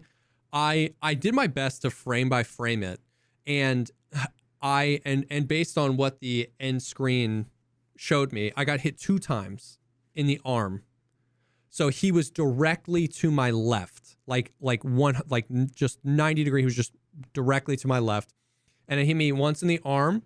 And after the first hit, my arm went black, and like my thorax went red, and everything else in my body went light red. And then the second shot killed me. And it was like, and then when you go to the end screen, it says, you know, left arm 2 hits, and then it says thorax collateral from left arm ×4, or stomach ×4. Right arm collateral from left arm ×4, head collateral from left arm ×4, both legs say collateral from left arm ×4, and my thorax says collateral from left arm ×6, and blunt damage ×4. 2 hits from a round that does 49 damage, and I was full health with a slick. Now, obviously, he hit me in the arm, and that's kind of the point, is that like all of these things, just like, I'm just like, what am I doing? Like, what is that? You know what I mean? Like, what? Was that just like the one? Was it a bug? Was that just like the 1% where the bullet hit me? And did you say a bug? Yeah, like exactly. Was it a bug, or was it the perfect? It hit me and it fragmented and it collateraled, and then the second shot hit me and it fragmented and it like it. But that's the thing. Like, is like the player. You and me have talked about these mechanics a lot, but like the player. If you're like a random player, is that an intended? You're going to be like, what?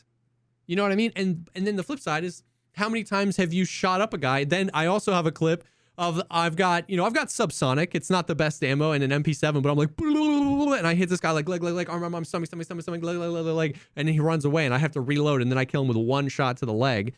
And I'm like, those experiences suck. That the game is not telling you what's happening there. Because it's not, or they are telling you, and you still don't know if you can trust it. Because it's not what you'd think. It's not, he was using better ammo, bro. Like, he was using PS. Like, that has 49 damage. Okay, I got hit twice and lost 440 health. That math ain't mathing. Even if you assume both rounds did 150 damage, like if they both fragmented, right? So it's like, wait, 150 damage? No, I'm saying it's 150%, like the 50% more. Oh, like, yeah. Okay, like, if you assume they both did the 50% more damage, like that math still doesn't math. And it's one of those things where it's like people, like, I don't think people realize how much that stuff affects the experience and affects the inability for the player to learn, and how much that de-incentivizes people to use good gear. And then in a game like Tarkov, if you're not attempting to go get good gear, what the hell are you doing? You know what I mean? If we're all just running around in TV rigs and shattered masks, well, those are accessible on day 2 of the wipe. You know, level 2 ragman or whatever you can barter for a TV rig. And if that's all we're running 4 months into a wipe, so it's like the implications of this stuff. So like, I've just been processing recently how, like, you know, people say PvP and they often think recoil. Bring back old recoil. And I do think the recoil is a part of it. I talked at like length about that last week, but it's not just recoil. It's not just desync. It's also like blunt damage. Nobody knows what the hell that is. We know that if I get shot and my armor absorbs it, I'm going to take a little bit of damage. But how much damage? And does the after action report reflect that much damage? It says that I got blunt damage, but it doesn't say how much HP those blunt damages did. Collateral damage is 6,000 hours is collateral damage. When it says that at the end screen, is that... That's overflow. That's the damage overflow? Yeah, okay. So like, but is... Because how could two bullets fragment into evenly into every part of your body? Yeah, but also, if you're standing in front of me, I should have tested this. If you're standing in front of me sideways and I lay prone and I shoot you in one leg with M61, does it not also properly collateral to the other leg? Like, and actually do damage to both legs? Isn't that also a mechanic in the game? Yes. So, but yes, Yeah, but that is not correct. But that's not what they mean by collateral. But that's what I'm saying. So here we are again. So collaterals actually do happen, where if you get hit in a limb and that bullet continues to travel, it will do damage to the other limb. But funny enough, that's not what they mean when they show you collateral damage in the after action report.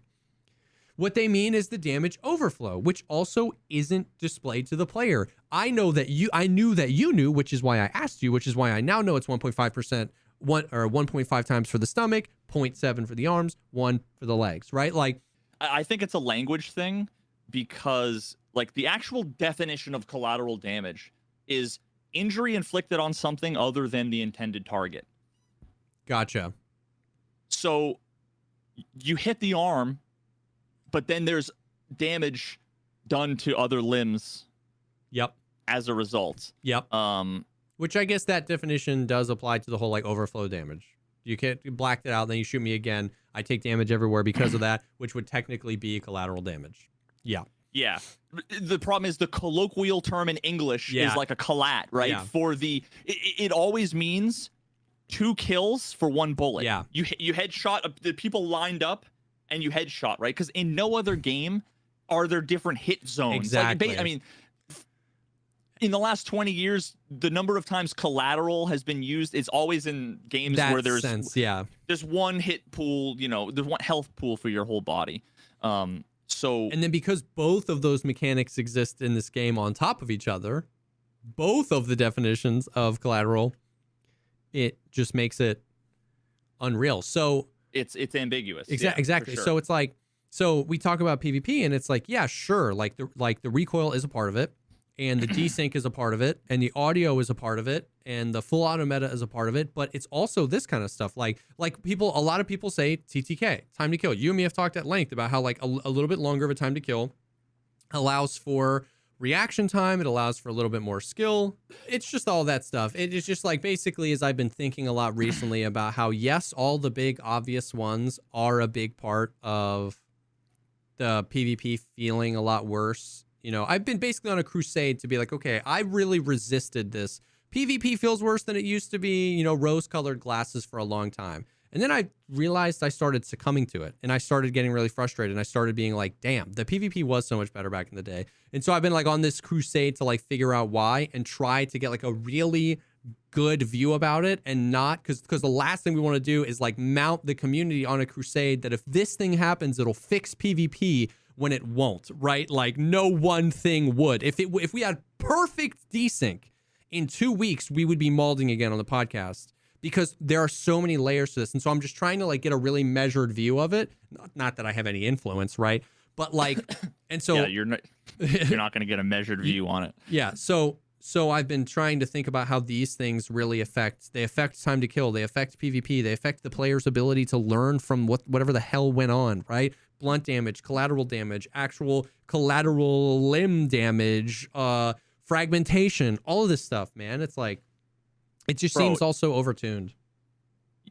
Well, it's not overtuned if you think about it. Like you calculate the blunt throughput of the bullet that they don't give you in the game, Yeah. and that then you multiply that by 97% of the armor, the difference between the armor resistance and the pen value. Yeah. The armor resistance being another formula, by the way, that with like which is 7 variables. determined by the armor material.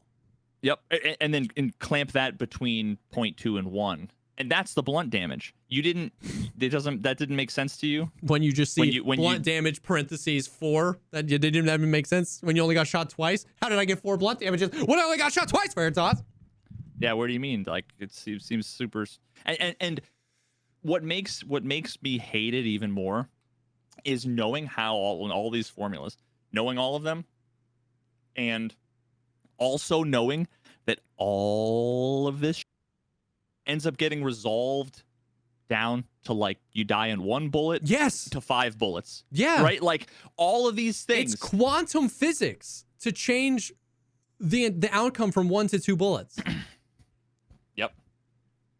Like it could just be arithmetic. It doesn't have to be quantum physics. Like blunt damage is 10% of the bullet's damage. Done. If it doesn't pen, just do 10% of the damage. I've been wanting to like design like a Dungeons and Dragons, but like Tarkov campaign. You know, I've been thinking about this whole idea, and it actually makes sense. What would be perfect is rather than just like roll a d20 and have that number be the outcome, like compare 2 numbers, right? Yeah. What I'm gonna do is, it's like, okay, cool. So Prapor fired his bow at Jaeger, but he was also coming out of stealth, so it should be a crit just because he's class 3. He's a class 3 Rogue. ranger. Yeah. So, and he's also a wood elf, which gives him bonuses on archery, and he was using a longbow, but that's beside the point. So what I'm going to do is, rather than roll the d20, I have a medium difficulty Sudoku. Now I'm gonna put that in front of you. We're all gonna wait while you solve the Sudoku, okay? But then after you solve the Sudoku, the top row, the top line, I'm going to enter into my phone.